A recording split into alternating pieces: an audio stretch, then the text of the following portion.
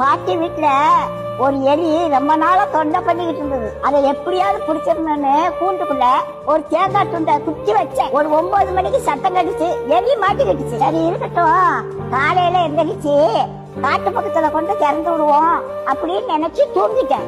காலையில பார்த்தா எலி உள்ளதான் இருந்துச்சு.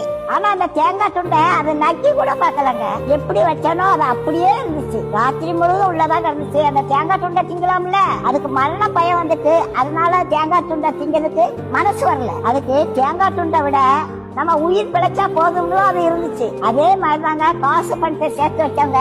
கடைசி காலத்துல ஒன்னே அனுபவிக்க மாட்டாங்க. லட்ட பார்த்த உடனே வாயில எச்சி ஊறும். ஆனா டாக்டர் சொன்னது ஞாபகத்துக்கு வரும், லட்டை தின்காத சுகர் ஏறி போயிரும் அப்படின்னு சொல்லியிருக்காங்க. ஆசைப்பட்ட ஒரு லட்டை திங்க முடியல, காசு பணம் இருந்து என்ன செய்ய? கடவுளோட ஆசீர்வாதம் இருந்துச்சுன்னா கடைசி வரைக்கும் நல்லா சாப்பிடலாங்க. நாளைய தினத்தை குறிச்சு கவலைப்படாதீங்க. அந்தந்த நாளைக்கு அந்தந்த நாளோட பாடு போதுங்க. இன்னைக்கு சாப்பாடு கொடுத்த கடவுள் நாளைக்கு சாப்பாடு கொடுப்பாரு. வாழ்க்கையில முன்னேற ஆசைப்படுறது தப்பு இல்லைங்க.